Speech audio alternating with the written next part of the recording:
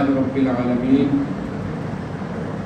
والعاقبة للمتقين والصلاة والسلام على سيد المرسلين وعلى آله وصحبه أجمعين. أما بعد فأعوذ بالله من الشيطان الرجيم. بسم الله الرحمن الرحيم. وأقيموا الصلاة وآتوا الزكاة واركعوا مع الراكعين. صدق الله العظيم وبلغنا رسوله النبي الأمين الكريم ونحن على ذلك لمن الشاهدين والشاكرين والحمد لله رب العالمين. آئیے کچھ عرض و معروض سے قبل اپنی اور ساری کائنات کے مرکز عقیدت حضور رحمت عالم روح فدا جناب احمد مجتبی محمد مصطفیٰ صلی اللہ تعالی علیہ وسلم کی بارگاہ محترم میں درود و سلام کا نذرانِ عقیدت پیش فرمائیں. بآواز بلند پڑھیں. اللہم صل علی سیدنا مولانا محمد المعلم والکرم وآلہ وبارک وسلم صلاۃ وسلاما علیک یا رسول اللہ صلی اللہ تعالی علیہ وسلم. عزیزان ملت اسلامیہ، میرے عزیز دوستوں اور بزرگوں، آج کا جو بیان ہے وہ زکوٰۃ کی افادیت اور اس کے ادا نہ کرنے کے نقصانات کے متعلق ہے. اللہ تبارک و تعالی کی بارگاہ میں دعا ہے کہ ہمیں کہنے سننے سے زیادہ عمل کی توفیق عطا فرمائے. ہمیں حق سننے اور اس پر عمل کرنے کی توفیق عطا فرمائے. قرآن مقدس کے اندر 30 سے زائد ایسے مقامات ہیں جہاں پر زکوٰۃ کا ذکر کیا گیا ہے، جن میں سے 27 مقامات ایسے ہیں جہاں نماز کے ساتھ زکوٰۃ کا ذکر جوڑ کر کے بیان کیا گیا ہے، اور 3 مقامات ایسے ہیں جہاں پر زکوٰۃ کو انفرادی طور پر بیان کیا گیا ہے. تو اتنے زیادہ مقامات ہیں قرآن مقدس کے اندر جہاں زکوٰۃ کا ذکر کیا گیا، اور ہمیں یہ بھی بتایا گیا کہ جس طرح سے نماز فرض ہے اسی طرح سے زکوٰۃ بھی فرض ہے. زکوٰۃ کہتے کسے ہیں، زکوٰۃ کا معنی کیا ہوتا ہے، پھر زکوٰۃ کے فائدے کیا ہیں اور اس کے ادا نہ کرنے کے نقصانات کیا ہیں، یہ چند ایک باتیں آپ تک پہنچانا ہے. تو سب سے پہلے زکوٰۃ اگر آپ ڈکشنری میں تلاش کریں گے، لغت کی کتاب میں تلاش کریں گے، تو آپ کو اس کے کئی ایک معنی ملیں گے. زکوٰۃ کے معنی میں سے ہے طہارت، پاکیزگی. زکوٰۃ کے معنی میں سے ہے نما، کسی چیز کا گرو کرنا، ترقی کرنا، بڑھنا. زکوٰۃ کے معنی میں سے ہے برکت، برکت کا پایا جانا. زکوٰۃ کے معنی میں سے ہے مدح اور ستائش، تعریف کا ہونا، جیسے لا تزکوا انفسکم، اپنی پاکی نہ بولو، اپنی تعریف نہ کرو. یہ تو معنی ہے ڈکشنری اور لغت کے لحاظ سے. شرع شریف کے اندر، شریعت مصطفی کے اندر زکوٰۃ ایک ایسا مال ہے جو اللہ رب العزت کی رضا کے لیے، خوشنودی مولا کے لیے کسی فقیر و مسکین مسلمان کو مالک بنا کر کے دیا جاتا ہے. تو یہ زکوٰۃ ہے. اب زکوٰۃ کا فائدہ کیا ہے؟ اگر بندہ زکوٰۃ کو ادا کرے گا تو اس کا فائدہ کیا پہنچے گا، اسے بینیفٹ کیا ملے گا؟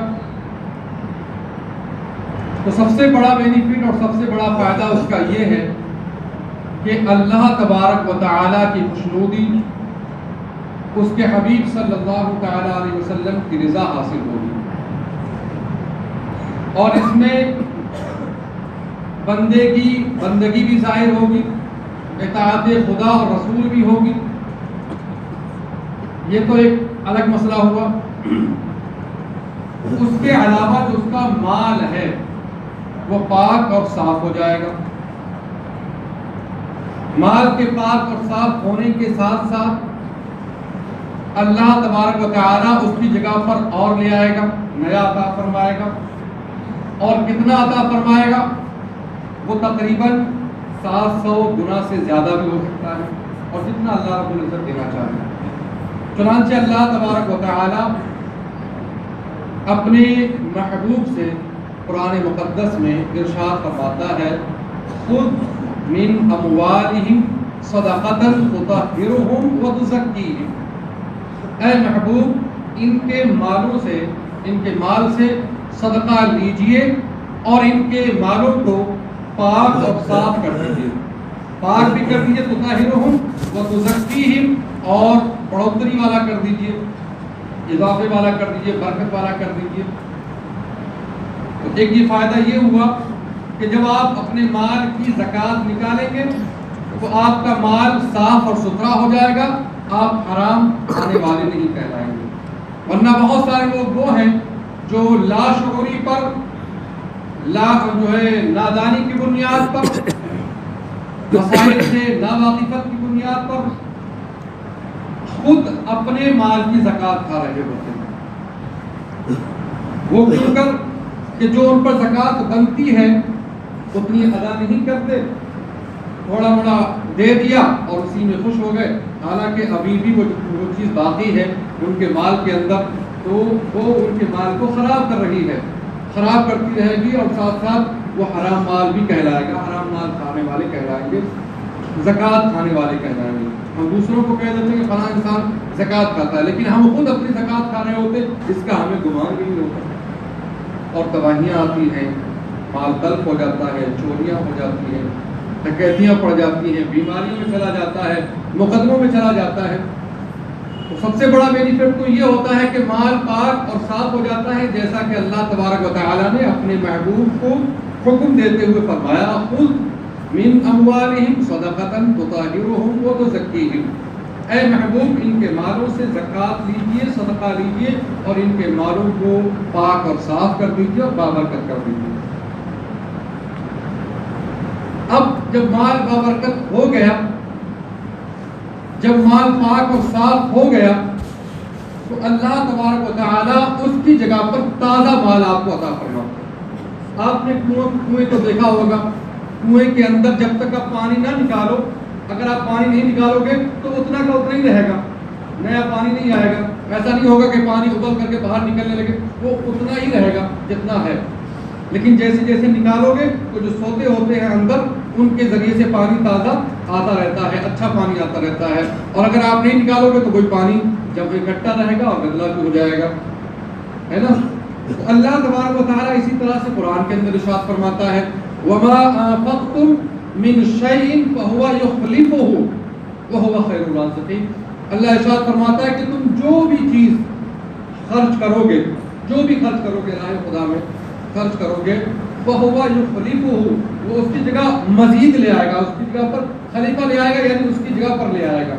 تو جس طرح سے کنویں کے اندر پانی آپ نکالتے جائیں تازہ پانی آتا رہتا ہے، نکالتے جائیں تازہ پانی آتا رہتا ہے، اسی طرح سے جب آپ اپنے مالوں کی زکوٰۃ نکالتے رہتے ہیں تو اللہ تبارک و تعالیٰ آپ کو پاک اور صاف مال عطا فرماتا ہے، جس سے آپ کے جسم کے اندر جو خون تیار ہوتا ہے، آپ کی نسلوں کے اندر جو خون تیار ہوتا ہے وہ فاسد خون نہیں ہوتا، اچھا اور ستھرا خون ہوتا ہے، جس کی بنیاد پر آپ کو دنیاوی اور اخروی بہت سارے فوائد ملتے ہیں۔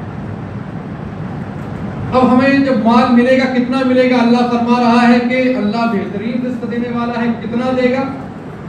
جب ہم زکوٰۃ نکالیں گے، صدقہ کریں گے تو کتنا دے گا؟ اس کو بھی اللہ رب العزت نے تیسرے پارے کے اندر واضح فرمایا، اور ارشاد فرمایا، وَمَثَلُ الَّذِينَ يُنْفِقُونَ अम्वालहुम फी सबीलिल्लाहि कमसली हब्बतिन अंबतत सबअ सनाबिला फी कुल्लि सुंबुलतिन मिअतु हब्बा वल्लाहु युदाइफु लिमन यशाउ वल्लाहु वासिउन अलीम। अल्लाह इरशाद फरमाता है कि उन लोगों की मिसाल या उन लोगों की कहावत जो राह खुदा में अपने माल को खर्च करते हैं उस दाने की सी है जिससे 7 बालियां निकली और हर बाली के अंदर 100 दाने हैं। तो पता ये चला कि जब कोई बंदा एक नेकी कमाता है या 1 रुपया खर्च करता है तो अल्लाह तबारक व तआला उसके अंदर नुमू पैदा फरमाता है, ग्रोथ पैदा फरमाता है, जो ग्रोथ 100 तक पहुंच सकती है और उससे भी ज़्यादा, जैसा कि मिसाल के ज़रिए से अल्लाह तबारक व तआला ने वाज़ेह फरमाया कि उसकी मिसाल उस दाने की तरह है जिससे 7 बालियां निकली और हर बाली के अंदर 100 दाने हैं। और इस पर भी नहीं, अगर इखलास ज़्यादा हो, आपके दिल के अंदर इखलास ज़्यादा हो, खुलूस ज़्यादा हो, अल्लाह की रज़ा की तरफ ज़्यादा हो, अल्लाह युदाइफु लिमन यशा, अल्लाह और बढ़ा देगा जिसके लिए चाहे, मज़ीद बढ़ा देगा, 700 से भी ज़्यादा कर देगा। और अल्लाह वसी इल्म वाला है, वसी इल्म वाला है।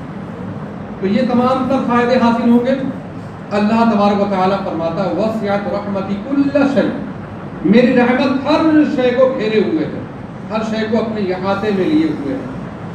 फसअक्तुबुहा लिल्लज़ीना यत्तक़ून व यु'तून ज़कात, और मैं ये नेमतें या ये रहमत उन लोगों के लिए लिख दूंगा जो अल्लाह से डरते हैं, तक़वा इख्तियार करते हैं और ज़कात को अदा करते हैं।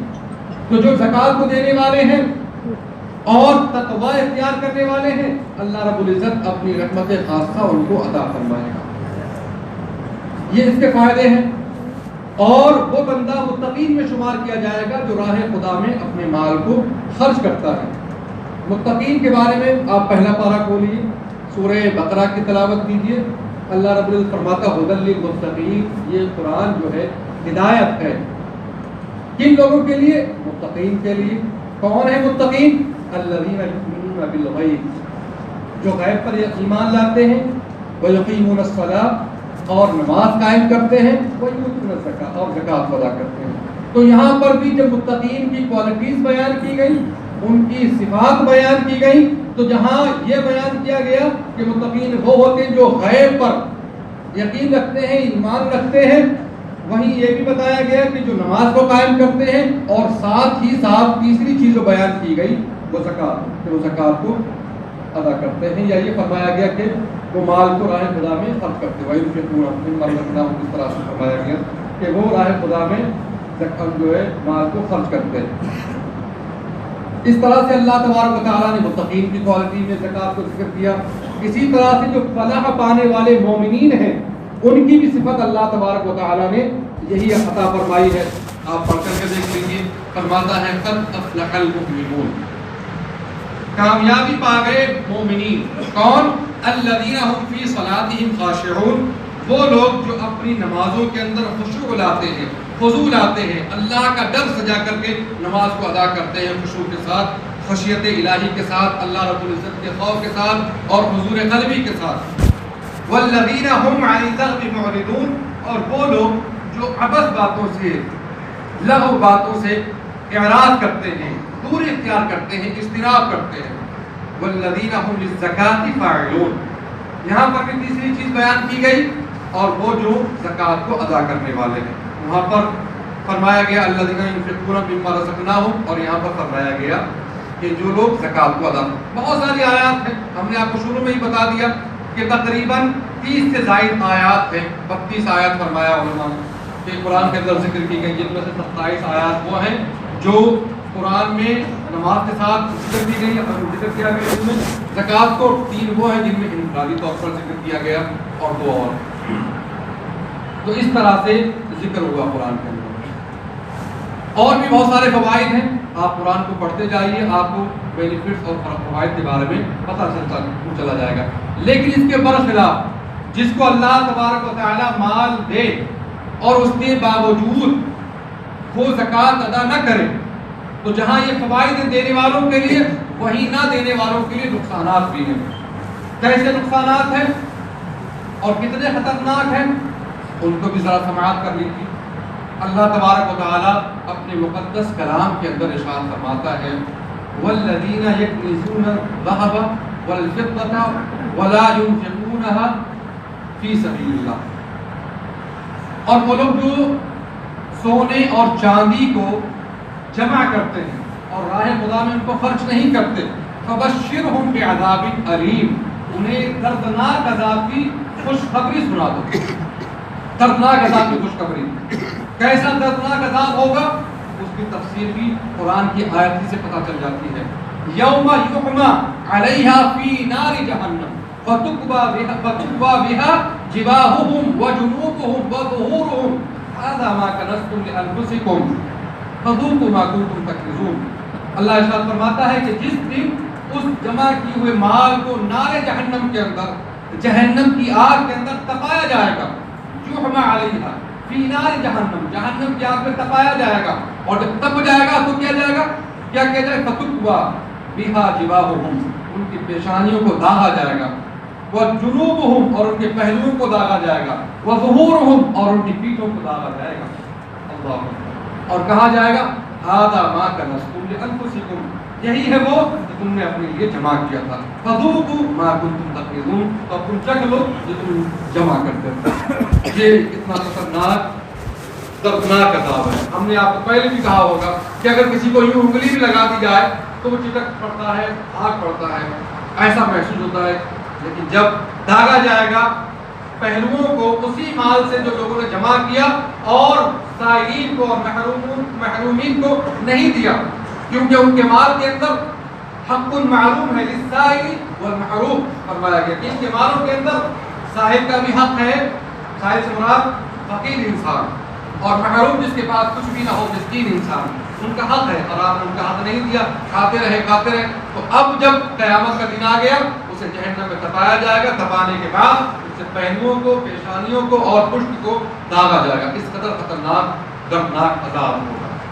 اللہ کے رسول صلی اللہ تعالیٰ علیہ وسلم نے حدیث میں ارشاد فرمایا کہ وہ لوگ جو مال کو جمع کرتے ہیں اور جمع کرنے کے بعد اسے خرچ نہیں کرتے، اس کی زکوٰۃ ادا نہیں کرتے، تو فرماتے ہیں کہ وہ مال بروز قیامت اقرع، گنجے سانپ کی شکل میں کر دیا جائے گا، اور پھر کیا کیا جائے گا، اس کے اوپر 2 چپٹیاں ہوں گی، چپٹی دار ہوگا وہ، اور پھر ان کے قیامت کے دن ان کے گلوں میں ڈال دیا جائے گا اور وہ ان کی باچھوں کو پکڑے گا۔ اور پھر حضور صلی اللہ علیہ وسلم نے آگے آیت ارشاد فرمائی، قرآن کی آیت پڑھی، وَلَا يَحْسَبَنَّ الَّذِينَ يَبْخِلُونَ بِمَا آتَاهُمُ اللَّهُ مِنْ فَضْلِهِ هُوَ خَيْرٌ لَهُمْ بَلْ هُوَ شَرٌّ لَهُمْ سَيُطَوَّقُونَ